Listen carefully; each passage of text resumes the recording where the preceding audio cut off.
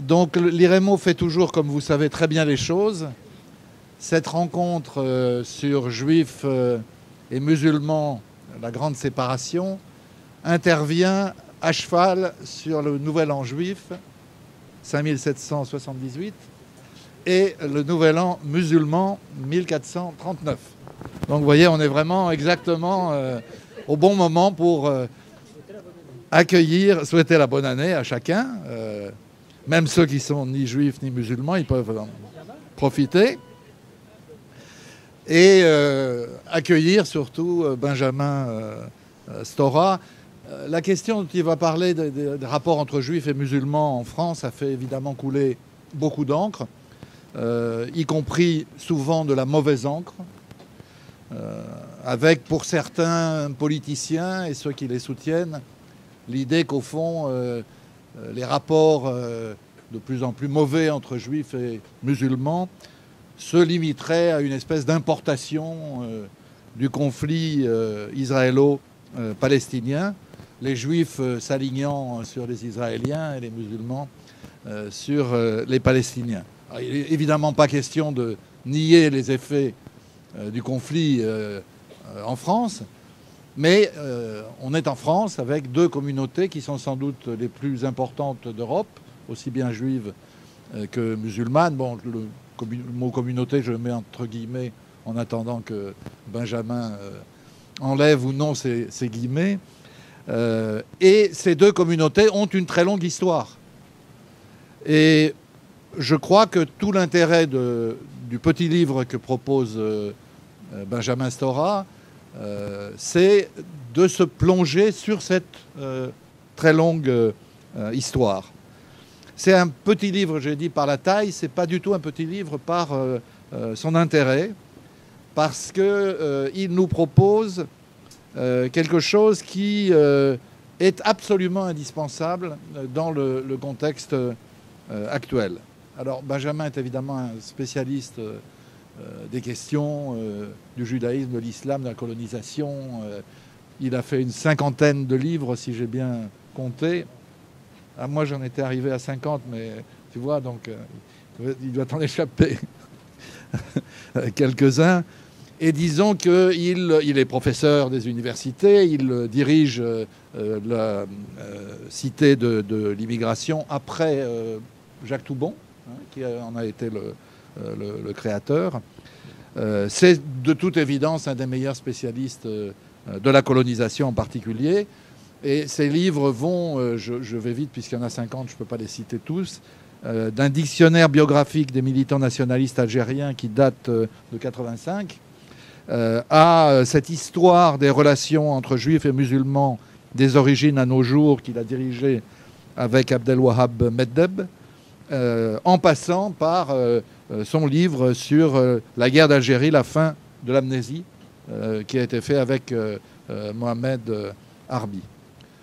J'ajouterai, et je vous le conseille très vivement, un livre plus récent qui s'appelle « Les clés retrouvées », une enfance juive à Constantine, qui date de 2015 et qui éclaire d'un point de vue personnel tout le matériau historique que Benjamin traite. Ce qui, moi, m'a beaucoup frappé dans le livre dont nous parlons, et je terminerai là-dessus pour le présenter, c'est que Benjamin a pris beaucoup d'avance sur Emmanuel Macron dans le maniement du « en même temps ». C'est-à-dire que chez Benjamin, ça n'est pas un truc de discours, c'est la volonté de ne jamais donner une approche, une vision, une démarche unilatérale des choses. Je prends quelques exemples. Benjamin parle du statut de dhimmi, qui est, comme vous le savez, à la fois un statut de protection et un statut de soumission. Bon, il dit les deux. Ce qui ne l'empêche pas de nous dire que les Juifs qui ont quitté l'Espagne, enfin la péninsule ibérique en fait, se sont rendus dans les pays musulmans, pas dans les pays d'Europe centrale et d'Europe du Nord. Ce qui veut bien dire que quelque part, il y avait une certaine conscience que les persécutions des Juifs n'avaient pas atteint dans le monde musulman le même niveau qu'en Europe. De même, ça me frappe beaucoup, Benjamin parle des décrets Crémieux, en montrant ce que chacun sait, je pense, combien ils ont contribué à arracher les Juifs d'Algérie à leurs conditions d'indigènes qui les rapprochaient des musulmans. Mais en même temps, ils ont, ces décrets, rapproché une partie des élites de part et d'autre. Benjamin ne dissimule pas les vagues d'antisémitisme qui ont déferlé à la fin du XIXe siècle sur l'Algérie et au début du XXe, mais il observe que c'était une importation, pour le coup, venue largement de France, plus qu'une continuation de l'anti-judaïsme religieux traditionnel. De la même manière, Benjamin montre, je trouve, que sans comprendre Sétif, les massacres du 8 mai 1945, on a du mal à comprendre la radicalisation du mouvement national algérien. D'une certaine manière, Sétif est le père du FLN. J'exagère avec cette formule. De la même manière, Benjamin montre combien la radicalisation des deux-nationalismes, et notamment autour de la question de Palestine, va devenir un élément, non pas actuel seulement, mais un élément de longue date. Voilà, donc je pourrais parler longuement du livre. Je l'ai trouvé vraiment passionnant par cette capacité à montrer les choses dans leur complexité et non pas dans leur simplicité, comme c'est la mode par les temps qui courent. Je propose de lui donner la parole. Il connaît la règle du jeu, donc tu as 20 minutes pour présenter un peu le livre. Et puis ensuite, on dialoguera avec nos amis ici présents. Merci beaucoup Dominique, qui donc a tout dit de ce qui est marqué dans le livre. Donc je ne sais plus maintenant. Je ne sais plus quoi aborder. Alors l'idée de ce petit livre, effectivement, c'est... d'abord, c'est une conférence que j'ai prononcée à Blois, au salon d'histoire de Blois, qui a lieu en octobre. Et en fait, l'idée de faire un livre sur la séparation et non pas sur le vivre ensemble, la convivialité, etc., est venue de la réception de l'ouvrage que j'avais dirigé avec Abdelwahab Meddeb, Histoire des relations entre juifs et musulmans. Et j'ai pu observer des réactions contrastées autour de cet ouvrage qui avait nécessité 5 années de travail, avec 120 chercheurs, enfin c'était une somme encyclopédique, etc. Et dans les réactions à la parution de cet ouvrage... 20 000 exemplaires. Il y a 20 000 exemplaires vendus, ouais. Très cher. Cher, oui, oui, bien sûr. 20 000 exemplaires vendus, ouais. Et pour Albin Michel, c'était bien, hein, évidemment. Donc, les réactions contrastées, en fait, c'était à la fois de découvrir la profondeur, la durée de vie commune des juifs et des musulmans sur pratiquement 15 siècles d'histoire. Et ça a été aussi une découverte pour beaucoup de monde, hein, de découvrir, disons, à la fois, non pas qu'ils étaient rapprochés ou éloignés, non, ils vivaient dans le même monde, tout simplement. Voilà. C'était pas, il n'y a pas une question de rapprochement ou de séparation ou de je ne sais quoi. Ils étaient dans le même univers, avec le même langage, avec les mêmes codes et avec, naturellement, les mêmes séparations d'affrontements culturels, religieux, mais c'était le même univers. C'était le même monde. Donc ça, c'était la première réaction, c'était l'étonnement, je veux dire, d'un certain nombre de personnes devant la profondeur historique de cette vie commune et de cette, entre guillemets, civilisation judéo-musulmane. Parce qu'on a beaucoup parlé de la civilisation judéo-chrétienne, notamment en Occident, mais on ne connaît pas l'existence d'une civilisation judéo-musulmane, qui pourtant a bel et bien existé, avec ses penseurs, ses poètes, ses artistes, ses intellectuels, ses rabbins et ses imams, etc. etc. Donc ça, c'est la première chose. La deuxième chose, dans le fond, c'était pourquoi, à partir de 15 siècles d'histoire de vie commune, et c'est ça, sujet d'étonnement, une séparation si rapide. Parce que c'est la séparation, enfin l'affrontement, etc., qu'on connaît tous. Je ne vais pas détailler hein, toutes les péripéties hein, de cette séparation dans la vie quotidienne, par exemple en France ou autre. Mais pourquoi si rapidement, disons, cette histoire si ancienne s'est-elle défaite, hein, je veux dire aussi vite, et a-t-elle été reléguée? C'est une histoire qui a été mise de côté. Je veux dire, qui a été presque, entre guillemets, bien sûr, oubliée. Donc ça, c'était la deuxième grande interrogation qui surgissait au fur et à mesure de la présentation de cet ouvrage que nous avons réussi à présenter. Je vous dis simplement, je vous énumère les villes où il y avait un public très nombreux qui est venu écouter, j'allais presque dire religieusement, les auteurs autour de ce livre. On l'a présenté, ce livre, à Casablanca. On l'a présenté à Alger, où il y avait 500 personnes à Alger qui ont écouté tout à fait religieusement la chose. Mais on l'a présenté aussi à Haïfa, à Ramallah et à Tel Aviv.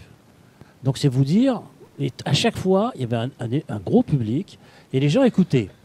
Alors ça m'a aussi beaucoup interrogé parce que parmi les personnes qui écoutaient très silencieusement, etc., il y avait beaucoup aussi de nostalgie.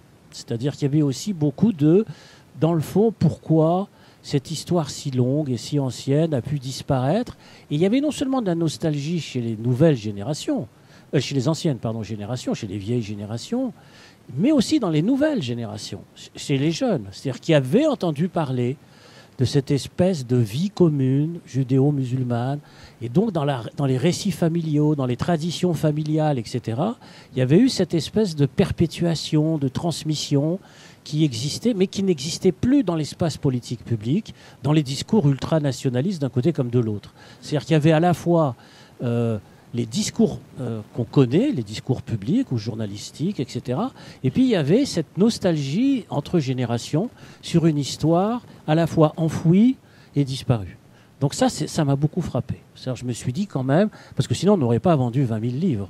Je veux dire, s'il y avait eu, je dis cela tout de suite, s'il y avait eu, disons, une radicalité de la séparation, de la haine, de l'affrontement, etc., on n'aurait pas vendu 20 000 livres d'une histoire de relation, je précise. Parce que des histoires de l'islam, il y en a énormément, même pas la peine d'en parler, il y en a des milliers.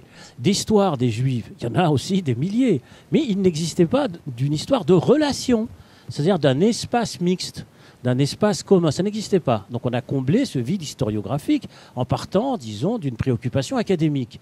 Mais sans nous rendre compte qu'en fait, que cet espace obéissait pas simplement à un principe académique, mais à un vécu nostalgique, disons, qui s'était évanoui et qui avait disparu. C'est ça, c'est très intéressant. Et là, un autre sujet d'interrogation, c'est que, vous savez, il l'a dit, Dominique, on vient examiner cette relation à l'aune de ce qui s'est passé ces dernières années sur le conflit israélo-palestinien. Mais quand on a proposé à des chercheurs, disons, israéliens et palestiniens de travailler ensemble sur retrouver cette histoire intérieure, ils ont accepté. Donc on a effectivement un grand article d'Elias Sambar dans cette encyclopédie. Et on a, j'ai oublié naturellement le nom de l'historien israélien, Charbit, Tony Charbit, qui a écrit lui aussi un grand article en miroir par rapport à l'article écrit par Elias Sambar avant, disons, la proclamation de l'État d'Israël. C'est-à-dire que lui, il a restitué, il a dressé un paysage, disons, presque intercommunautaire de ce qui pouvait se passer, disons, dans les années 30. Donc de la restitution de ce vécu, de cette histoire, etc. À quoi Denis Charbit a lui aussi fait un grand papier en miroir. Et j'ai été très étonné de voir qu'il n'y avait pas eu de difficulté majeure, je veux dire, dans le fait de se remémorer, de transcrire et d'écrire. Donc voilà à peu près les origines de cette conférence et donc de ce petit livre. C'est à partir de ces étonnements, de ces questionnements, etc.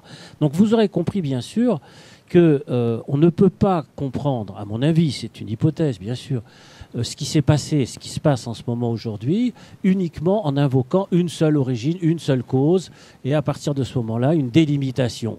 Mais on ne peut pas non plus expliquer, il faudrait peut-être donner une chaise, monsieur, d'accord.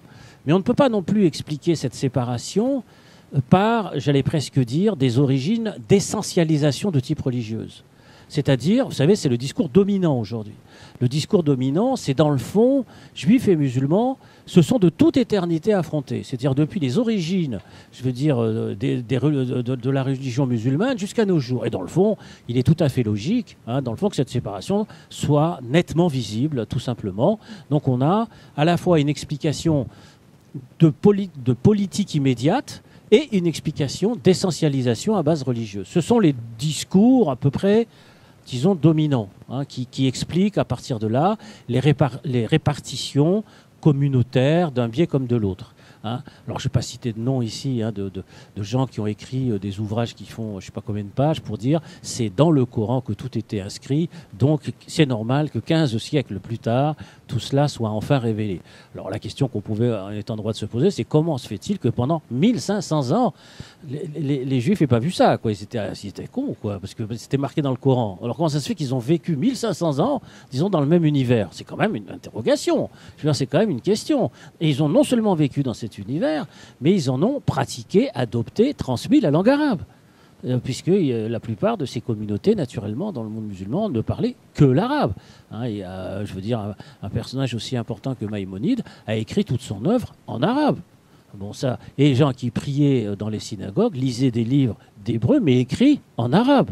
Parce que ça, je vous renvoie à tout ça, naturellement, sur tous ces documents au musée d'art et d'histoire du judaïsme, où vous avez effectivement des Bibles rédigées en arabe. C'est-à-dire que les gens, vous savez, comme aujourd'hui, par exemple, on peut lire l'hébreu écrit en français. Hein, ben, on ne comprend rien, mais enfin, on lit, on fait les prières. Bon, ben là, c'était en arabe. Donc, c'est vous dire la profondeur, j'allais presque dire, de l'assimilation culturelle. C'est quand même ce phénomène-là sur lequel il faut s'interroger et réfléchir. Donc, ces deux catégories d'analyse, qui sont l'essentialisation à base religieuse et l'explication politique immédiate, si elles sont importantes, s'il faut en tenir compte, il ne faut pas être naïf, bien entendu, ce sont des choses qui pèsent, des histoires anciennes qui, naturellement, interviennent dans les comportements, les habitudes, les réflexions, ne suffisent quand même pas à comprendre, disons, ces logiques de séparation. Et là, j'invoque, pour ma part, d'autres types d'explications qui sont en rapport avec l'histoire contemporaine qui va grosso modo des années 1850-60 jusqu'aux années 1950-60. C'est-à-dire en un siècle d'histoire, à travers des grandes séquences et des grandes idéologies historiques, que cette séparation s'est produite. Et j'avance pour cela, disons, plusieurs arguments historiques sur 1860-1960, c'est-à-dire un siècle d'histoire qui vont défaire 15 siècles en fait, de vie commune. Et parmi ces premières, naturellement, la première grande explication, ça a été dit, etc., c'est naturellement la question de l'introduction d'une modernité par effraction coloniale. C'est-à-dire que vous avez un monde indigène qui se fracture et qui vivait, bien sûr, dans des situations, disons, j'allais presque dire communautaires, ou d'addition communautaire ou de juxtaposition en fonction de la loi musulmane, la charia, ou de la loi mosaïque. Je veux dire, c'était ça. Je veux dire, l'application, notamment sur une question centrale, qui était la question de l'héritage. Bon. Les histoires religieuses de loi, c'est beaucoup la question de la transmission et de l'héritage. C'est fondamental. Et le problème du refus, très souvent, de la loi dite républicaine, ça a été le refus d'abandonner, disons, une loi qui privilégiait l'héritage familial par rapport, disons, à ce qui pouvait se passer sur la fabrication d'un État, disons, républicain, etc. Ça, oui, je parle que des Juifs, oui, mais naturellement, ils vivaient dans le même univers. C'est une fracturation d'un monde indigène, un monde fracturé. Et alors, ce monde fracturé, il va naturellement, disons, connaître à la fois le sentiment comment dirais-je, de l'égalité, de la nécessité de l'égalité politique, parce que le colonisateur introduit la question de l'égalité politique. Mais cette égalité politique promise, je veux dire à l'ensemble des populations colonisées, en fait, ne va bénéficier, on le sait, je ne vais pas, qu'à une seule des communautés, parce qu'elle est minoritaire et qu'elle n'est pas dangereuse, parce que l'argument démographique était naturellement central. C'est les fameux décrets Crémieux, bien entendu, qui seront connus dans l'ensemble du monde musulman et qui vont favoriser une communauté, encore une fois, très minoritaire, donc ne présentant pas de danger démographique par rapport à environ 30 000 personnes, donc 3 millions de musulmans environ à cette époque-là, et 30 000 juifs à cette époque-là. Donc il est évident que l'octroi de la citoyenneté française fabrique des clientèles naturellement électorales au profit de la France, mais sans remettre en danger, disons, la présence au plan démographique de la présence européenne qui arrive en grand nombre à cette époque-là, venant notamment d'Italie, d'Espagne, etc., etc. Donc cette question-là, elle est très importante parce que vous allez avoir aussi un très gros problème, non seulement de séparation sur la question du rapport à la citoyenneté, le rapport à l'égalité, mais ce que tu disais tout à l'heure, c'est qu'il va y avoir aussi, disons, à la fois des divisions et des rapprochements au niveau des élites. parce que des élites dites musulmanes, comme les élites dites juives, vont se rapprocher sur le problème de l'extension de cette citoyenneté refusée. Et ça, c'est un phénomène qui a été peu étudié. C'est-à-dire que tout au long, ensuite, de la fin du 19e et le début du 20e siècle, il va y avoir effectivement, dans une partie de la population musulmane au niveau de ces élites, la revendication d'extension du décret Crémieux. Et ça, c'est peu connu, disons, parce qu'après, j'y reviendrai, je ne sais pas si j'aurai le temps, mais parce qu'après, il y aura le nationalisme de séparation venant du monde arabe, du monde musulman. Mais dans un premier temps, par rapport à la présence coloniale, à l'irruption coloniale, la revendication d'entrer dans la cité à égalité est très forte parmi les élites. Qui à la fin du 19e, au début du 20e siècle, et vous avez dans les élites juives constituées à cette époque-là, la volonté d'élargir ce décret aux élites musulmanes, notamment à travers le fameux exemple que tout le monde connaît du projet Bleu-Violette. Bon, c'est-à-dire on étend, disons, cette revendication de la citoyenneté, etc. Non, elle n'a même pas été votée, discutée, ni rien du tout.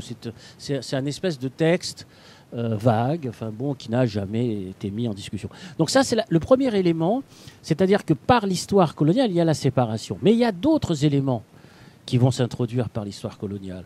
C'est en particulier, ça a été dit très rapidement, mais je voudrais insister là-dessus, c'est l'introduction à l'intérieur du monde indigène de l'antisémitisme européen.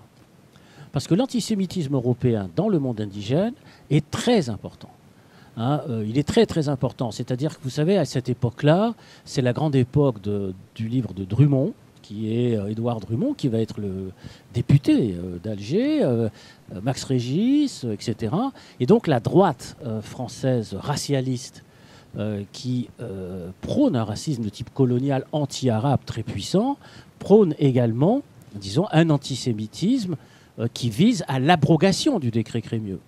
C'est la revendication centrale de tous ces mouvements d'extrême droite qui est très puissant. Et d'ailleurs, par parenthèse, Pétain, sa première mesure, ce sera l'abrogation du décret Crémieux. C'était la logique, la continuation classique, disons, de ces revendications d'extrême droite formulées depuis très longtemps, pratiquement depuis 1870-1880. C'était là-dessus que ces mouvements se construisaient. Mais malheureusement, au risque de faire de la peine à beaucoup de gens peut-être, cet antisémitisme européen a aussi été porté par la gauche française. Et le problème est là. Parce que, j'en ai pas parlé dans mon livre, mais donc on va en parler oralement, par la gauche française qui, elle aussi, disons, a des accents, des tonalités au nom de l'anticapitalisme très antisémites. Et je voudrais vous lire là un texte, malheureusement, d'un personnage très célèbre qui s'appelle Jean Jaurès, et qui a écrit un texte, un très long texte, dont je vous donnerai quelques trucs simplement, qui a été écrit en 1895. C'est-à-dire un texte qui date de 2 ans avant l'affaire Dreyfus, quoi. Donc c'est très, très proche.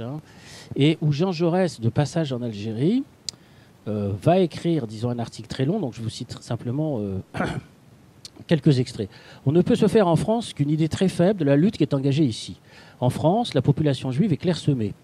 Elle est plus ou moins mêlée au reste de la nation et comme fondue en elle. Ici, au contraire, elle reste à l'état de nation distincte avec ses quartiers où elle est groupée de préférence sans y être enfermée avec son costume particulier. En France, l'influence politique des Juifs est énorme, mais elle est, si je puis dire, indirecte. Elle ne s'exerce pas par la puissance du nombre, mais par la puissance de l'argent. Ils tiennent une grande partie de la presse, les grandes institutions financières, et quand ils n'ont pu agir sur les électeurs, ils agissent sur les élus. Ici, en Algérie, ils ont en plus d'un point la double force de l'argent et du nombre. Et il est une telle circonscription où c'est un quartier juif entier qui, par ses suffrages, va déterminer l'élection. Aussi est-ce en Algérie seulement qu'il y a des députés qui sont ouvertement et pour ainsi dire officiellement des députés des Juifs. Ceux-ci ont été naturalisés en masse il y a 25 ans par le décret Crémieux et qui sont en somme étrangers aux traditions, aux idées, aux luttes de la France, ne se distribuent pas ou presque pas entre les différents partis politiques. Bon, le texte est très long, donc je vais arrêter là parce que c'est tout dans cette veine-là. On ne va pas l'accabler, le pauvre Jean Jaurès, parce que 2 ans plus tard éclate l'affaire Dreyfus et il va tourner. Et puis après, il va naturellement être pour Dreyfus et on va oublier, disons, les textes très durs de Jaurès et d'autres. On ne va pas tous les citer, Jules Guesde, etc. Et qui introduisent l'antisémitisme européen comme étant, disons, une idéologie nouvelle au sein des populations indigènes. Parce que ce qu'on pourrait appeler l'anti-judaïsme musulman, c'est vrai, qui s'appuie dans une tradition très ancienne sur les questions de séparation religieuse, mais pas là-dessus. Ça, les histoires de protocoles de sages de Sion, de puissance financière, etc., ça vient d'Europe. Ça vient essentiellement, disons, non pas de l'Empire ottoman, mais de l'Empire tsariste, pour faire un raccourci. Hein, c'est pas dans l'Empire ottoman qu'a été conçu ou fabriqué l'intention du génocide des Juifs. Hein, ça n'a jamais été le cas. Donc il faut quand même retracer les choses historiquement. Et donc cet antisémitisme européen, qu'on le veuille ou non, va pénétrer dans la société. Et dans la société indigène, parce que dans cet antisémitisme européen, on explique que c'est le décret Crémieux qui cause, disons, cette séparation. Et donc c'est de la faute des Juifs. Hein, je veux dire. Au lieu de se poser la question de l'extension de la citoyenneté, hein, de dire est-ce que tout le monde peut être, dans le fond, dans des logiques d'égalité, hein, non. On explique, en fait, il y a des logiques de séparation à cause d'un groupe par rapport à un autre groupe. Vous voyez le genre de démonstration. Ça, c'est un élément très, très important. C'est un élément qui a été très largement sous-estimé. Et en particulier, je lisais un autre ouvrage qui est sorti récemment.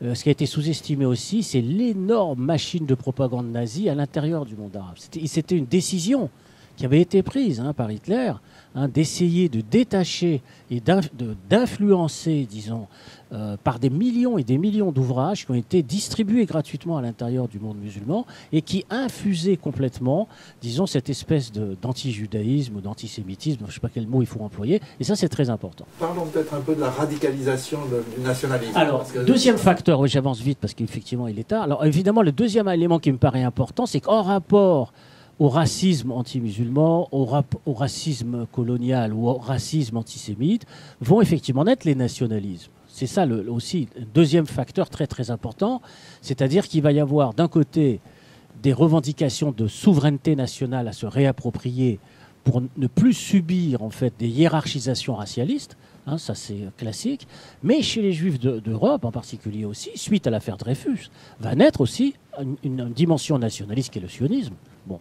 Mais le problème, c'est que le sionisme en tant que dimension nationaliste vise à s'installer dans une terre qui n'est pas, qui est pas d'origine. Donc on a deux nationalismes qui vont se créer en même temps. Le nationalisme arabe, je veux dire dans les années 20, dans les années 30, qui va monter en puissance, etc. Mais aussi face aux réactions, face au fascisme, face au nazisme, face au racisme, etc., va naître le nationalisme juif. Donc on a deux nationalismes.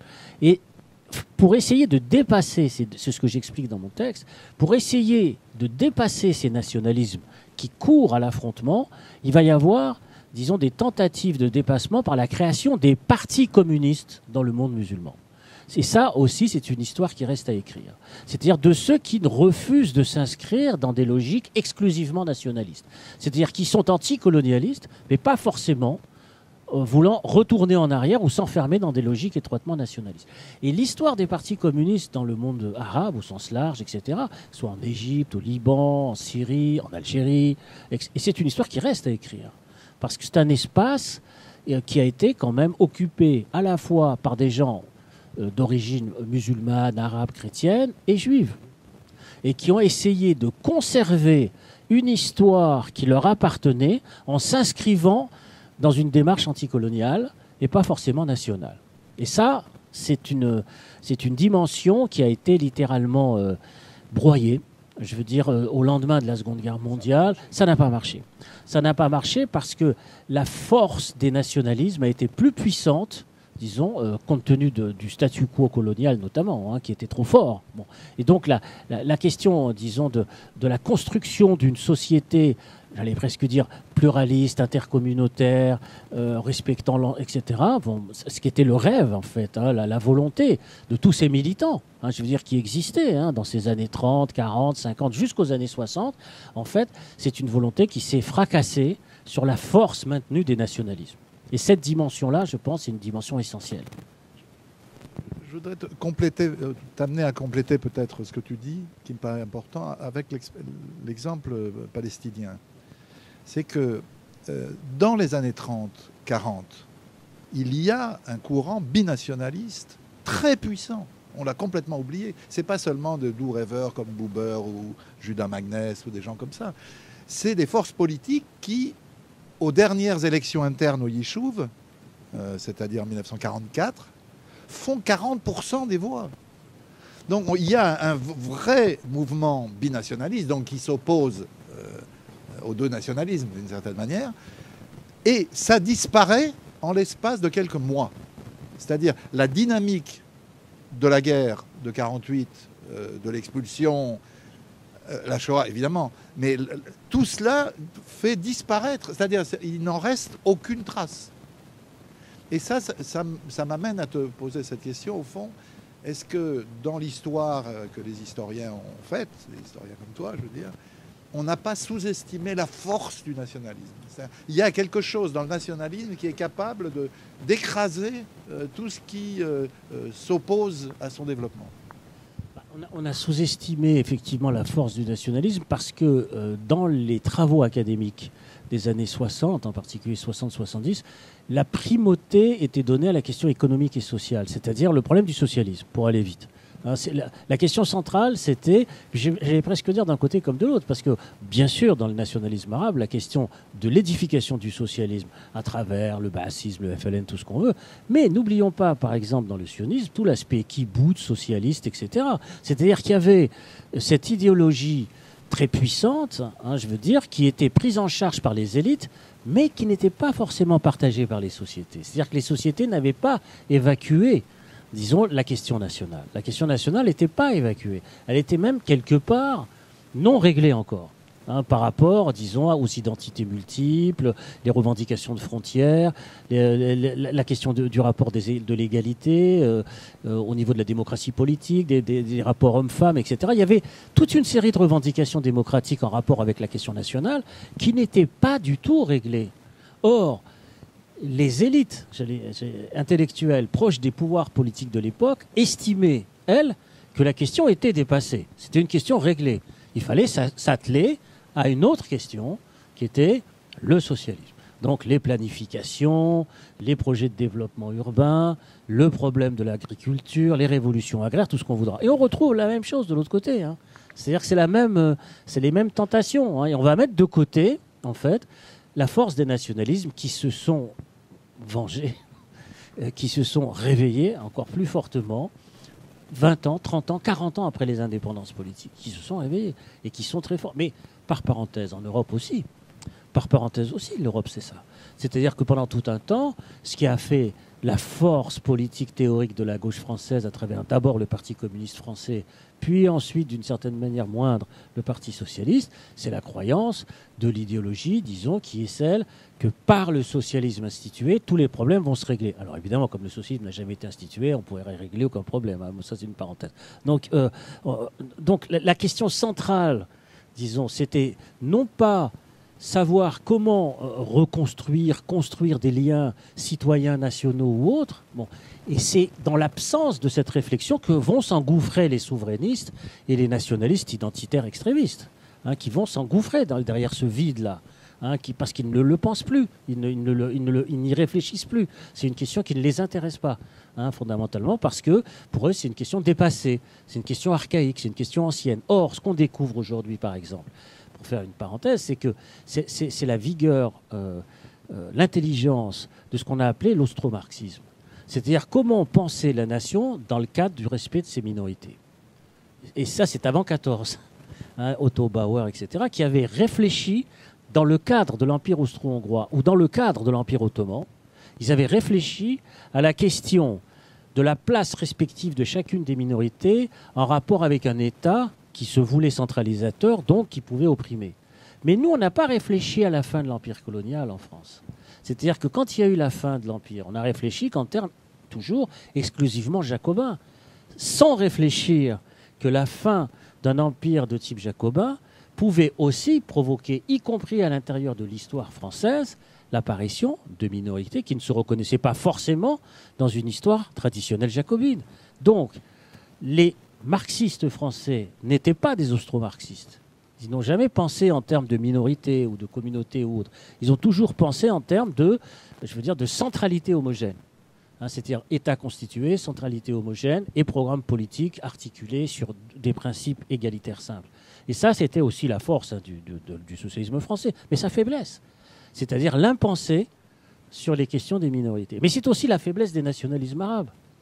La faiblesse des nationalismes arabes, c'est, peut-être en miroir par rapport au nationalisme français, jacobin, tout ce qu'on voudra, c'est l'impensé sur la question des minorités.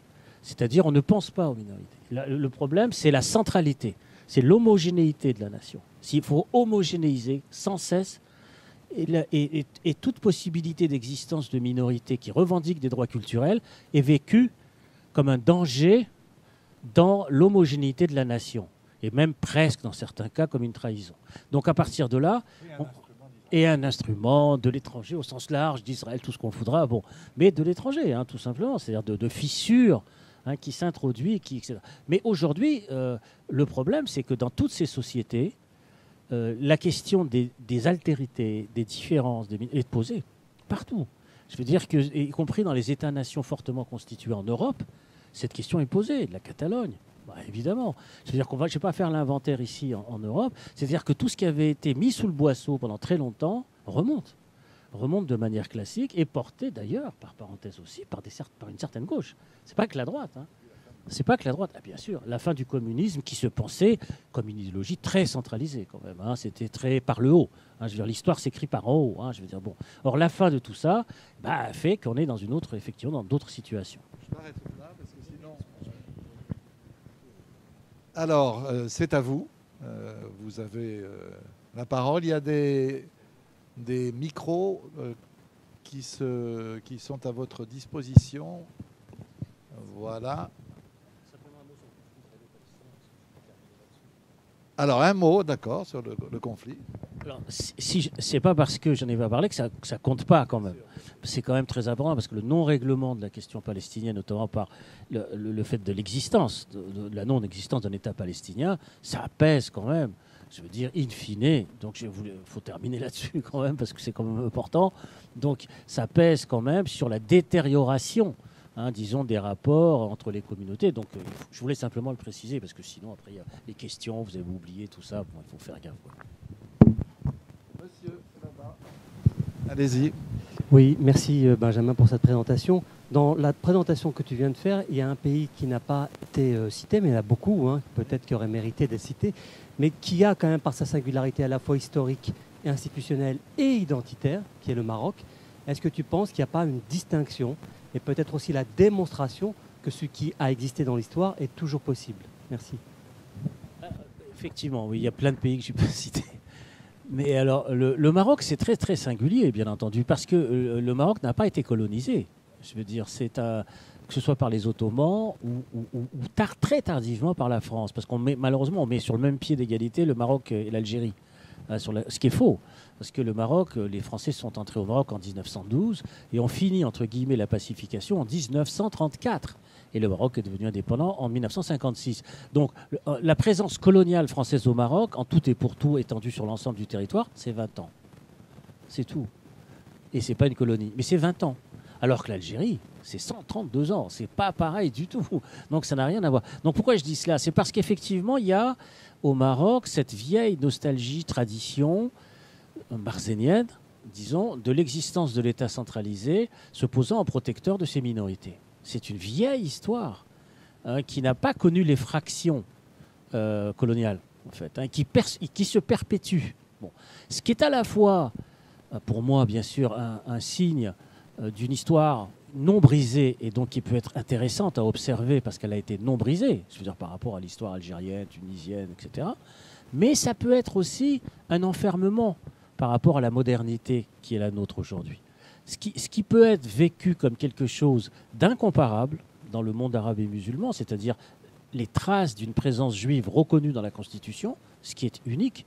Je veux dire, au Maghreb, il n'y a pas l'équivalent. C'est pour ça que c'est quelque chose de très important et de remarquable, avec existence d'un musée d'histoire juive à Casablanca. Enfin, je passe là-dessus. Il y a toute une série de comment dirais-je, de signaux, de traces, de faits, de gestes qui ont été faits, disons, dans ce pays, mais qui, en même temps, nous obligent à voir qu'on ne peut pas rester dans des situations historico-marzéniennes, parce que c'est fini les empires ottomans et chérifiens. Nous sommes rentrés dans une mondialisation politique, historique et sur le plan culturel qui ne peuvent plus poser les modèles d'empire comme des modèles en termes d'idéal. Je ne sais pas si je me fais bien comprendre là-dessus. C'est-à-dire que c'est à la fois quelque chose de remarquable du point de vue de la préservation de l'histoire, mais qui doit s'adapter aux conditions d'une mondialisation où le modèle de l'empire n'est plus, disons, le modèle idéal voulu par les sociétés. Voilà le balancement macronien que j'exprime. Est-ce que l'évocation du Maroc n'est pas l'occasion de te poser une question qui n'est pas tout à fait claire pour moi dans le livre? Tu parles du nationalisme juif, mais il est très divers d'un pays à l'autre.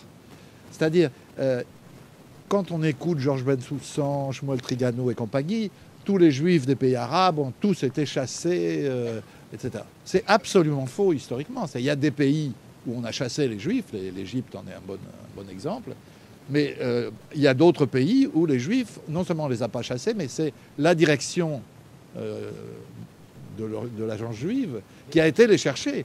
Et c'est le cas au Maroc, et c'est le cas au Yémen, et c'est pour une part le cas en Irak, parce que l'affaire de l'Irak est complexe.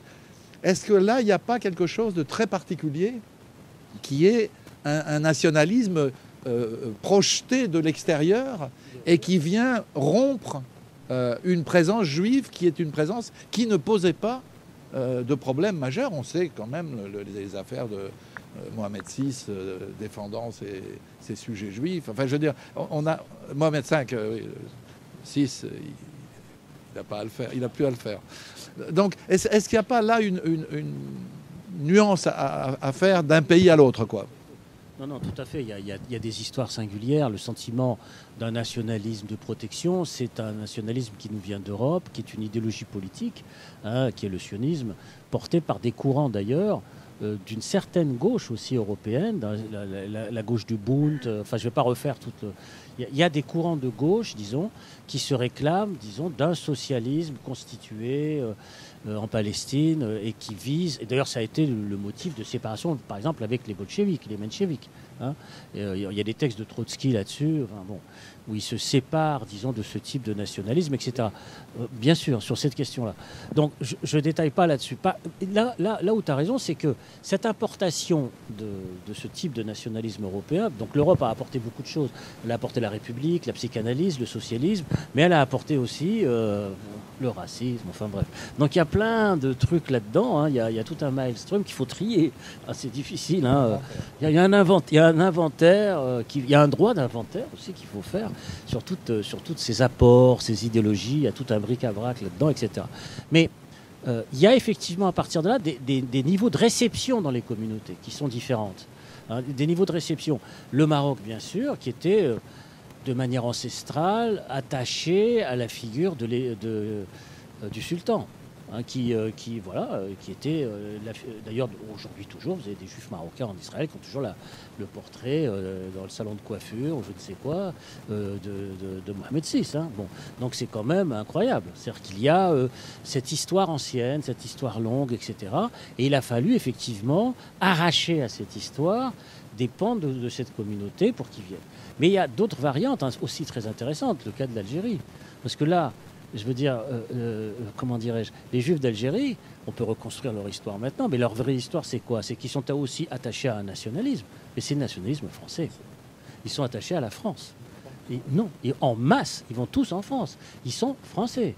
Malgré Vichy, malgré l'abrogation du décret Crémieux, ça reste encore à analyser, pourquoi, comment, etc. Ils sont profondément français. Donc ils sont traversés par un nationalisme politique qui est majoritairement celui-là, alors que le nationalisme politique porté par le sionisme est très minoritaire en Algérie. Il existe, attention, mais il est minoritaire par rapport à un autre nationalisme républicain, parce que le souvenir, vous savez, c'est ça l'histoire, c'est compliqué, le souvenir d'émancipation par Crémieux est très vif, c'est-à-dire qu'il se perpétue, c'est-à-dire que l'engagement des Juifs d'Algérie dans la gauche républicaine française protecteur du décret Crémieux est très fort. C'est-à-dire que quand Pétain l'abroge, la revendication des élites d'Alger, c'est le rétablissement du décret Crémieux. C'est non pas aller vers un nationalisme politique algérien séparé de la France, pour, entre guillemets, se venger de la France qui aurait enlevé, etc. Non, c'est de revenir dans le nationalisme français. Donc vous voyez, l'impact est différent suivant les histoires singulières de chacune de ces communautés. Il y a des communautés qui se sont assimilées, je veux dire à la République française, des communautés qui sont restées traditionnellement attachées, disons, à la figure marzénienne du sultan, etc. Des communautés, au contraire, qui se sont tournées davantage vers, effectivement, la création de l'État d'Israël. Ça existe aussi. Et en Europe, on assiste exactement au même type de choses. On a oublié aujourd'hui que énormément de juifs européens d'Europe centrale dans les années 45-50 sont majoritairement, vraiment massivement tournés vers le communisme, vers l'internationalisme au sens large, que vers le nationalisme. Ils se tournent vers une forme, disons, d'internationalisme. Là, je ne vais pas faire la liste ici, elle est impressionnante, d'Henri Krasuki, en passant par Jean Ferrat, jusqu'à tout ce que vous voudrez.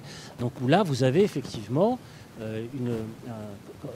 non pas une attraction, disons, vers ce nationalisme particulier, mais vers une forme d'internationalisme qui leur permet d'exister à l'intérieur du nationalisme français. C'est-à-dire que le recours à l'internationalisme leur permet d'exister dans le nationalisme français parce que le PCF se présente comme très français. Donc ça leur permet aussi d'exister comme français. C'est le communisme français. D'autres questions, monsieur, derrière? Oui, bonjour. Bonjour. Je suis arrivé en retard parce que je viens à Alger, je suis arrivé de centre d'avion. Oui, sur la question du nationalisme, j'avais deux questions. Sur la question du nationalisme et sur la difficulté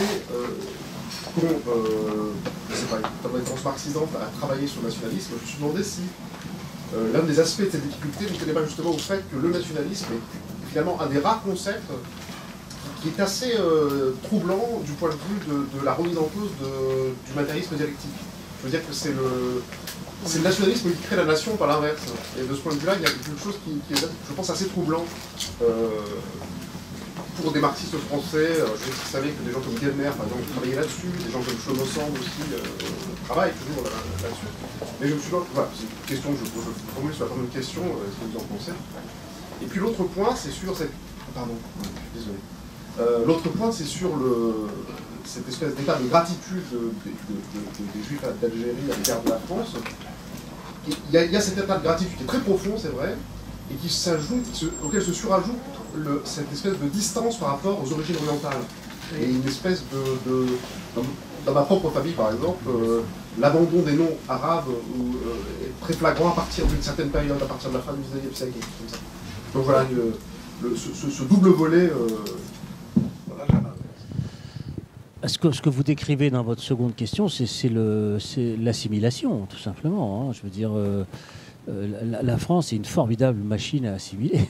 C'est ça que ça veut dire. C'est-à-dire que c'est l'abandon du nom, du costume, des traditions culinaires, de la musique, de tout ce que vous voudrez. C'est ce qu'on appelle le processus d'assimilation qui viendra se renforcer avec le sang versé de la guerre de 14-18. Disons que c'est la guerre 14-18, la fin, quand on est en 18, c'est fini. Je veux dire qu'entre 1870 et 1914, il y a encore un entre-deux. Il y a encore la possibilité d'un attachement, d'un lien. La machine assimilationniste tourne à plein régime, par l'école, par l'Alliance israélite universelle. Enfin, je ne vais pas citer tous les outils, disons, de fabrication des processus d'assimilation. Par parenthèse, cette machine assimilationniste, elle tourne aussi à plein régime en direction des élites musulmanes. Mais le drame, c'est qu'elles n'ont pas accès à la citoyenneté. Mais l'assimilation culturelle fonctionne. Parce qu'il y a énormément de notables musulmans qui ont la Légion d'honneur ou qui la réclament.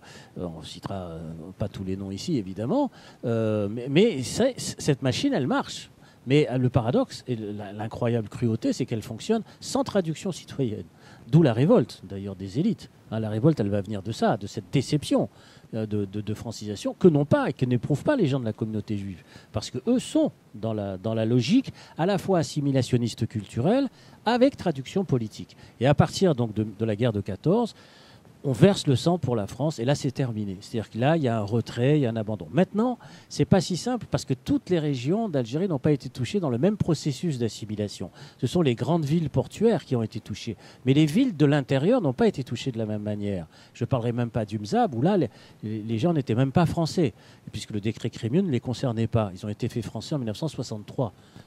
Après l'indépendance de l'Algérie. C'est une chose peu connue. Donc eux, ça ne les touchait pas du tout. Tous les gens du Sahara, tous les gens du désert et les gens de l'intérieur. Les gens des communautés rurales, eux, ne sont pas touchés par le processus d'assimilation qui se traduisait naturellement, l'assimilation, c'est ça qui est central, par la langue. C'est la question de la langue qui est fondamentale, parce qu'après, tout le reste vient derrière, c'est évident. Donc vous voyez, c'est un processus très lent, très long, mais qui a fonctionné, je veux dire. Parce que quand on arrive en 1940, c'est-à-dire l'abrogation du décret Crémieux, eh bien, les Juifs d'Algérie sont français depuis déjà 4 générations. Donc vous imaginez le coup de tonnerre qui s'abat sur leur tête, la déchéance de la nationalité après 4 générations. On dit c'est impensable, c'est quelque chose d'incroyable, c'est inimaginable. Enfin, heureusement, il n'y a plus jamais eu de truc comme ça de déchéance de nationalité, heureusement en France. Plus personne n'en a parlé, tout ça. Plus personne, c'était... Juste pour te demander s'il ne faut pas relativiser la profondeur de l'assimilation à la lumière d'un phénomène qui, moi, me frappe beaucoup. Parmi les Juifs français qui font leur aliyah, qui vont en Israël pour des tas de raisons, notamment les raisons des violences, etc., il est absolument frappant qu'il n'y a quasiment pas un Ashkénaze, un Juif européen, enfin d'origine européenne, et que la plupart sont des Juifs d'Algérie. Alors, est-ce que là, il n'y a pas quelque chose qui fait qu'une certaine catégorie de Juifs sont plus sensibles que d'autres à un rejet par ce qui paraît être un rejet ou un abandon par la communauté nationale? Ça, je termine mon livre Les 3 exils là-dessus. Donc sur le fait qu'on a effectivement derrière ces histoires d'Alia, d'Israël, etc., il y a plusieurs peut-être désirs inconscients d'Orient. C'est-à-dire de retourner quelque part dans une histoire qui a été interrompue. Pardon. Et donc il y a effectivement cette question-là. On veut peut-être regarder davantage vers l'Orient et peut-être faire, entre guillemets, non pas le procès parce que le mot est trop fort, mais ce qui s'est passé avec la France, à la fois dans le processus d'assimilation et dans le processus de départ de l'Algérie française. C'est-à-dire qu'il y a aussi ça. C'est-à-dire que, dans le fond, et l'accueil qui a été très mauvais, l'accueil en 62, 63, etc., qui a été catastrophique. Et donc, à partir de là, c'est une espèce de règlement de compte avec la France à retardement. C'est-à-dire qu'il y a un règlement de compte à retardement. C'est-à-dire qu'il y a eu effectivement un problème qui s'est trouvé posé et donc une déception de francisation. Il y a exactement un peu comme les élites musulmanes étaient en déception de francisation dans les années 1930 avec Ferhat Abbas, etc. C'est-à-dire qu'il y a une déception de francisation et puis il y a aussi, disons, le fait, pour certains radicaux extrémistes d'extrême droite, il y a des mémoires de revanche de l'Algérie française aussi. Mesdames, ici. Madame, le micro arrive, voilà. C'est à vous. Oui, bonjour. La question que je posais, c'est est-ce que ce que vous venez de développer s'applique à l'Algérie ou au Maghreb? Parce qu'en Tunisie, il n'y a pas de pogrom, il n'y a pas d'émeute, par rapport à ce que vous disiez sur cette rupture. Et d'autre part, les Juifs tunisiens sont majoritairement tunisiens à l'indépendance. Il n'y a pas de droit Crémieux, bien sûr. Et la nationalité française a été appliquée à une minorité. Oui, non, mais la question que je posais, c'est par rapport à... Est-ce que ce que vous dites sur l'Algérie peut être extrapolé au Maghreb, compte tenu que les 2 critères que vous avez retenus ne peuvent pas s'appliquer en Tunisie? C'est la question que je posais. Voilà. Là, on a fait le Maroc, on a fait l'Algérie, maintenant on arrive à la Tunisie. Bon, la prochaine, c'est sur l'Égypte, non? Bon, au moins, on fait le Maghreb des peuples. Bon, la Tunisie. Alors, évidemment, je pourrais vous répondre, oui, la Tunisie, c'est pas l'Algérie, c'est un protectorat, c'est pas une colonie, donc il n'y a pas les mêmes choses, etc. Ça, c'est un peu la réponse classique, convenue. Donc. Mais essayons de rentrer dans plus de complexité par rapport aux notions que j'ai évoquées sur, d'abord, l'antisémitisme européen. L'Italie a connu une vague de migrants italiens sur son sol très puissante. Et ces migrants italiens n'étaient pas tous des républicains antifascistes qui fuyaient. En Tunisie, pardon. Il y avait beaucoup de fascistes italiens en Tunisie. Ça, il ne faut pas l'oublier. Moi, je veux bien qu'on reconstruise les histoires, etc. il y avait beaucoup de fascistes italiens en Tunisie, des Européens, qui étaient antisémites, anti-arabes, tout ce que vous voudrez, quoi. Et c'était la principale communauté en Tunisie. Je veux dire, bon, d'Européens, je parle. Donc ça, il faut, vous voyez, c'est pour nuancer. Moi, comme on fait de l'histoire, il faut tout dire. Il faut essayer de tout dire, parce que sinon, on fait un modèle, un contre-modèle, un truc idéal, etc. Donc ça, c'est important. Le deuxième aspect, c'est que en Tunisie, le problème de l'assimilation culturelle ne se posait pas de la même manière qu'en Algérie, et beaucoup de juifs tunisiens, effectivement, ont été, à travers notamment le Parti communiste tunisien, dans le mouvement constitutif du mouvement nationaliste tunisien du néo-Destour. C'est-à-dire qu'ils ont été dans ce mouvement-là. Ce qui n'a pas été le cas en Algérie. C'est pour des raisons compliquées, parce qu'en Algérie, les juifs qui étaient dans le Parti communiste algérien se sont retrouvés dans un parti communiste qui ne prenait pas l'indépendance de l'Algérie. C'est ça qui est compliqué. C'est ça qui va se compliquer, à la différence du cas tunisien. Parce que dans le cas tunisien, vous aviez un parti nationaliste où il y avait des gens du Parti communiste, mais qui, eux, étaient sur la ligne, disons, très radicale de la séparation. Donc, vous avez par conséquent une autre dynamique qui font que les juifs tunisiens vont rester quelque part dans un sillage nationaliste. Et cette proposition de sillage nationaliste qu'aurait pu leur proposer le Parti communiste algérien, il ne l'a pas fait. Je veux dire qu'il ne le fera que plus tard, c'est-à-dire en 1956, en 1955-56, lorsque ils vont, je parle du Parti communiste algérien, va rejoindre le FLN. Et on verra effectivement des juifs d'Algérie, comme Daniel Timsit, etc., à ce moment-là, rejoindre. Mais c'est très tardif par rapport à la Tunisie. Il y a un décalage dans la temporalité. Il y a 20 ans de décalage. Et c'est beaucoup, parce que dans ces 20 ans de décalage, vous avez une séquence historique centrale, c'est la décolonisation. C'est-à-dire que les Juifs de Tunisie sont dans le mouvement de la décolonisation. Alors que les Juifs d'Algérie, ils sont dans un mouvement d'égalitarisme politique dans l'Algérie française. Ce qui n'est pas pareil. C'est-à-dire qu'eux, ils disent, grosso modo, en Algérie, ce qu'il faudrait, c'est plus d'égalité politique avec les musulmans, et l'Algérie française, et l'Algérie sera sauvée. L'Algérie française, bien sûr. Alors que ceux qui sont dans des logiques, disons, tunisiennes ou égyptiennes, ou je ne sais quoi, enfin dans tout le reste du monde arabe, ils ne sont pas dans ces logiques-là. Ils sont dans des logiques de décolonisation, c'est-à-dire de séparation avec le système colonial. Donc ce qui n'est pas le cas, disons, de la communauté juive d'Algérie, et qui sont pour une amélioration, quelque part, de la société coloniale, sur, grosso modo, une thématique camusienne. C'est-à-dire, c'est si vous rétablissez l'égalité sociale et juridique, alors le nationalisme disparaîtra. C'est le mot de Camus. Camus il reste jusqu'au bout sur cette orientation. Rétablissez l'égalité sociale et vous verrez, il n'y aura plus de nationalisme. Sans quoi, naturellement, il n'avait pas compris, et c'est pour revenir à la question qui a été posée, la force du nationalisme politique et de ce que ça signifiait sur les réappropriations, disons, identitaires ou autres, et donc il passe à côté de cette histoire-là. C'est ça, d'ailleurs, un des drames de Camus. Oui. Oui, je voudrais apporter deux petites contradictions à l'exposé de Benjamin Stora, que j'apprécie énormément. La première, c'est sur Jaurès. C'est-à-dire qu'il ne faudrait pas qu'on sorte d'ici avec l'idée que finalement l'antisémitisme en France a été porté par la droite et par la gauche. Il est incontestable qu'il y a eu un antisémitisme de gauche. Je renvoie par exemple au livre de Michel Dreyfus, l'antisémitisme. Voilà. Et puis, bon, Doriot, Déa, bon, etc. Mais s'il est incontestable qu'on trouve quelques citations de Jaurès sur l'antisémitisme, ça a radicalement changé avec l'affaire Dreyfus. Et oui, mais je crois mais il faut souligner ce qu'a été l'affaire Dreyfus, c'est-à-dire finalement, et le combat qu'a mené Jaurès, mais ce qu'a été historiquement l'affaire Dreyfus, qui a majoritairement fait de l'antisémitisme une idée portée par la droite, non, sans que...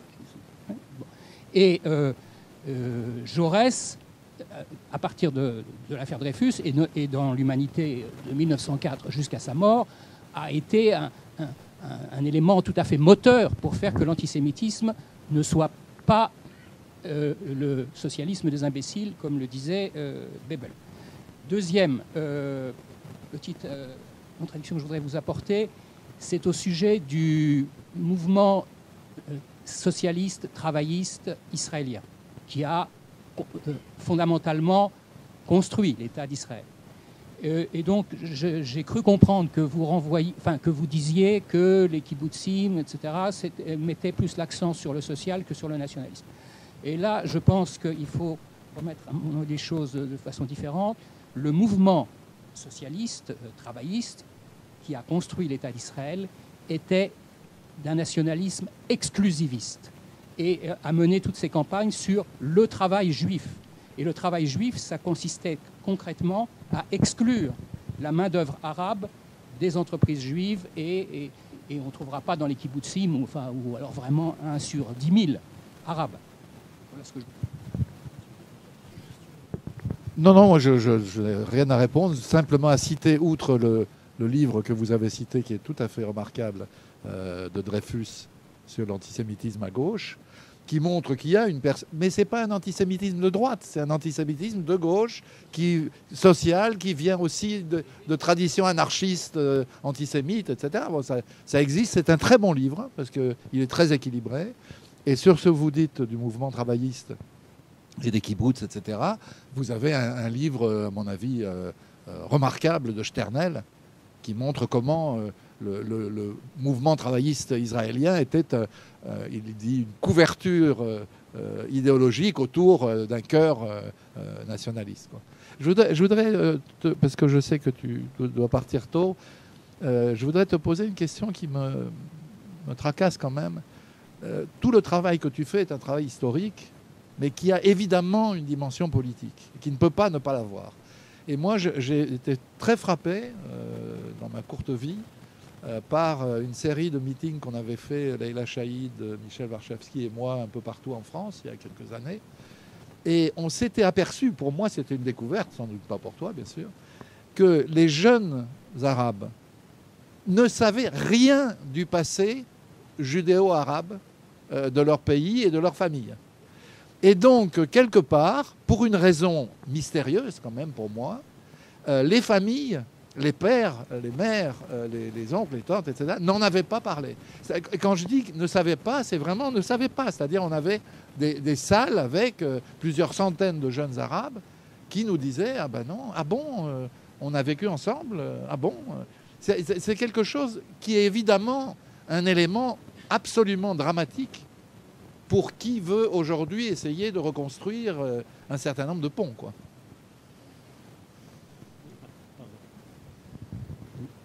Oui, évidemment. Moi, ça, c'était un sujet d'interrogation et d'étonnement, effectivement, quand moi-même j'ai fait ce livre dont j'ai parlé tout à l'heure. Et alors, il y a plusieurs explications. C'est qu'au lendemain des indépendances politiques, il y a eu cette tendance dans les mouvements nationalistes au pouvoir, d'effacer, disons, tout signe, je l'ai dit rapidement dans mon intervention, tout signe d'hétérogénéité, de différence qui pouvait exister. Il fallait construire, disons, une nation sur une base extrêmement homogène, centrée, centralisée, qui était grosso modo le nationalisme arabe. C'était quand même la dimension principale. Et dans la dimension du nationalisme arabe, il y avait effectivement l'effacement de traces des minorités. Donc, ça a été plus ou moins appliqué selon les pays, hein. Le Maroc, effectivement, n'a pas versé là-dedans. C'est-à-dire qu'ils ont toujours essayé d'entretenir une mémoire. Quand on va au Maroc, on est toujours très étonné, à la différence, effectivement, de l'Algérie, de voir que dans les familles ou autres, il y a cet entretien mémoriel, je veux dire, d'une vie commune, etc. Ce qui n'a pas été le cas en Algérie. C'est-à-dire qu'en Algérie, il y a eu cet effacement. Cet effacement parce que peut-être il y avait énormément de ressentiments, de déception, etc., vis-à-vis des Juifs qui, depuis très longtemps, étaient déjà devenus des Français, en fait, fondamentalement, ce qui n'était pas le cas des Marocains, hein. Donc, je prends volontairement l'exemple du Maroc et de l'Algérie, parce que c'est les deux grands pays du Maghreb, quoi. Bon, non pas que la Tunisie ne soit pas important, attention, hein, je précise. Mais on a par conséquent, là, cette espèce de rapport, disons, à l'histoire judéo-musulmane en Algérie, qui est très, très différent du Maroc, par effacement, en fait. C'est-à-dire qu'il y a un effacement. Et l'effacement, en fait, va être bouleversé, revenir aujourd'hui, par exemple, dans l'Algérie, parce qu'il y a la montée en puissance d'une autre histoire qui conteste l'histoire du nationalisme arabe, qui est la question berbère. C'est que derrière la remontée de la question berbère, en Algérie, quels que soient, disons, les acteurs, les programmes, tout ce qu'on veut, etc., il y a, à travers la remontée de cette histoire berbère, donc ancienne, très ancienne, le souvenir, la mélancolie, la nostalgie, disons, d'une histoire différente où existerait, où a existé effectivement la minorité juive. Et l'exemple le plus célèbre, disons, de ces retrouvailles en Algérie de cette mémoire disparue, c'est la figure de la Kahéna, hein, qui revient en Algérie de plus en plus, bon, on ne peut pas développer le cours, malheureusement, sur tous les aspects. Donc on a par conséquent un retour de mémoire qui s'accomplit et qui cherche à essayer de reconstruire ces liens. Mais il est évident que le durcissement idéologique sur la question du conflit israélo-palestinien retarde, bien sûr, les clarifications. C'est-à-dire que retarde la possibilité de retrouver ces histoires communes, cette pluralité, etc. C'est-à-dire qu'on s'abrite derrière beaucoup l'argument actuel, idéologique, effectivement, du conflit israélo-palestinien pour ne pas revenir, et d'ailleurs ceux qui sont aujourd'hui, il faut dire la vérité, qui sont au pouvoir en Israël aujourd'hui, n'ont pas intérêt, disons, à revenir sur cette histoire commune. Donc eux aussi empêchent, disons, la diffusion de l'histoire commune. Il n'y a pas que les pouvoirs politiques d'un certain côté, c'est des deux côtés qu'on empêche la diffusion de ce type de savoir, parce que ça les arrange dans la légitimité de leur pouvoir et de la guerre qu'ils mènent. Ils sont dans une légitimité, disons, qui est celle du conflit et pas celle des retrouvailles avec un passé complexe. Donc c'est ça aussi la difficulté, c'est ça qui est compliqué. Non, madame, ça fait longtemps qu'elle lève la main, alors ça suffit, elle veut maintenant, depuis le début. Madame aussi.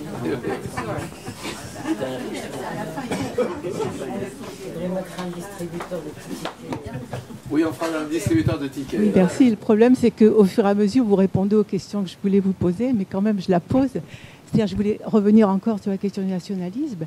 Est-ce que vous avez évoqué la centralisation de l'État, mais est-ce que ce qui a fait peur aux Juifs du Maghreb, et je parlerai de la Tunisie que je connais un peu mieux, c'est le fait que ce nationalisme était fondé sur une essentialisation identitaire et religieuse, puisque au niveau de la Constitution, c'était inscrit, et c'est-à-dire que ça renvoyait les Juifs au statut de dhimmi. Et ce n'était pas si ancien, c'est-à-dire des minorités, peut-être qu'il les a maintenus dans leur identité, mais où ils n'étaient pas des sujets politiques, ni des sujets tout court, mais ils étaient à la merci du prince. Et de fait, les Juifs tunisiens, que je connais un peu mieux, ne voulaient pas partir. Mais petit à petit, on a mis en doute leur loyauté. Ils n'ont pas pu... Je parle des Juifs tunisiens, pas Juifs tunisiens qui étaient français. Hein, ils ne pouvaient plus travailler, ils ne pouvaient plus être dans des postes de responsabilité. Petit à petit, on les excluait. Et c'est pas vrai, il y a eu des violences. Parce qu'à Bizerte, par exemple, au moment de Bizerte, il y a eu des émeutes, des massacres. Ils n'étaient plus protégés du tout. Ils revenaient à un statut que la colonisation, en effet, les avait dégagés. Non, vous avez raison là-dessus. C'est évident qu'il y avait une peur d'un retour en arrière, d'un statut, disons, qui était celui de la dhimmitude d'avant, bien sûr, la présence coloniale française. Mais pour répondre à votre question sur le nationalisme arabe, les choses n'étaient pas données d'avance. Vous l'expliquez vous-même. C'est-à-dire que les Juifs de Tunisie, à la différence des Juifs d'Algérie, encore une fois, ou du Maroc, sur une autre histoire, ne sont pas tous partis. Hein. Ils ont essayé, etc. Mais pourquoi ? Parce que ce n'était pas joué dans les batailles internes au nationalisme arabe. Les choses n'étaient pas établies de manière... définitive dès l'arrivée au pouvoir. C'est pas vrai. Il y a eu toute une succession de faits, d'histoires, de batailles, de conflits, etc., qui petit à petit ont pesé effectivement sur la communauté juive et l'ont amené petit à petit, ça a duré environ une dizaine d'années, à quitter, disons, progressivement la Tunisie. Donc je vous dis ça parce qu'on a un peu trop tendance à considérer que cette histoire, disons, du nationalisme arabe, elle était définitive et figée dès l'arrivée au pouvoir des partis politiques. Or, ce n'était pas évident. Il y avait des ministres qui n'étaient pas forcément musulmans, il y avait des constitutions en discussion, il y avait des discussions autour du statut des minorités, il y avait la personnalité que vous connaissez de Bourguiba, qui quand même rassuré quelque part pendant tout un temps, puis ensuite qui a changé. Mais il n'était pas donné par avance, Bourguiba, ce qu'il est devenu après. Je veux dire, tout ça n'était pas joué Vous voyez ce que je veux dire? C'est l'histoire à un moment donné. C'est l'histoire qui va trancher, qui va décider. Et pourquoi je vous dis ça? Parce que ce n'était pas joué non plus pour le sort démocratique des pays musulmans eux-mêmes, des pays arabes eux-mêmes. Je veux dire, ce n'était pas joué d'avance. Disons, l'installation des partis uniques, l'absence de démocratie politique, la fin des minorités, la fin de l'égalité homme-femme, tout ce que vous voudrez. Pourquoi je dis ça? Parce que la plupart des sociétés qui s'étaient mises en mouvement sur la question de la décolonisation espéraient, disons, des sociétés plurielles, démocratiques, anticorruption, tout ce que vous voudrez. Donc l'espérance brisée, elle concerne bien sûr le statut de la minorité juive, bien sûr, qui a été obligée de partir, mais les sociétés elles-mêmes ont été touchées. Et les autres minorités, elles ont été touchées. C'est-à-dire que comment dirais-je, l'échec du nationalisme arabe, grosso modo des années 70-80, va affaiblir le potentiel de combat, entre guillemets, démocratique dans les sociétés, mais pire que ça, va favoriser l'islamisme politique. C'est-à-dire que c'est de l'échec du nationalisme arabe à moderniser les sociétés, à accomplir les promesses démocratiques, que va naître l'islam politique avec la force qu'on lui connaîtra extraordinaire des années 90. 80-90. Donc vous voyez que les conséquences que ça peut avoir, disons cette question démocratique des minorités, ça a des conséquences sur toute la société et pas simplement sur une seule minorité. Je rebondis sur la question des minorités et la question du nationalisme arabe. Je pense que la faute n'est pas juste au nationalisme arabe. Je pense aussi que les Anglais, quand même, ils sont derrière cette très grande catastrophe, qui eux aussi, comment ils gèrent les minorités, était une autre question. Et il y a un travail qui est fait d'ailleurs sur l'histoire des partis communistes arabes, et notamment l'Institut Institute of Palestinian Studies, où il y a un historien Maher qui était à l'IPO à Damas, qui lui vient de sortir un ouvrage en arabe, les mémoires d'un membre du parti, un fondateur du Parti communiste palestinien, qui a fini en Algérie, il est d'origine algérienne. Et anyway, ma question est la suivante sur les minorités. Ok, c'est vrai qu'il y a eu une histoire judéo-musulmane qui est terminée. Elle est finie. Bon, il faut l'analyser, il faut rechercher l'histoire, etc. Moi, je la vois ailleurs. Elle se reconstitue ailleurs. Je prends l'exemple de l'Iran. L'Iran, qui reste quand même, qui a une très grande communauté juive, qui, oui, enfin, au Moyen-Orient après Israël. Je termine la phrase. Et l'Iran, c'est un pays qui sait gérer des minorités. C'est un pays qui est deux minorités d'ailleurs. Et il y a aussi la Palestine-Israël. C'est un conflit douloureux. Il y a une occupation, il y a des terres qui ont été volées, il y a une injustice, mais il y a une vie judéo-arabe qui est en train de se mettre en place. Ça mettra peut-être du temps, mais elle est là. Et je parle par exemple de la minorité palestinienne en Israël. 20% de la population, ils ont une vie avec les Juifs, avec les Palestiniens d'autre côté. Ils sont palestiniens, mais qui ont, pour moi, sont en train de reconstituer cette vie qui est terminée ailleurs. Enfin, peut-être qu'un jour elle reviendra. Mais je suis d'accord. J'ai commencé mon intervention, je ne sais pas si vous étiez là, par les villes où j'ai présenté ce livre. Et dans ces villes, il y avait, notamment à Haïfa, il y avait ça, ce que vous expliquez.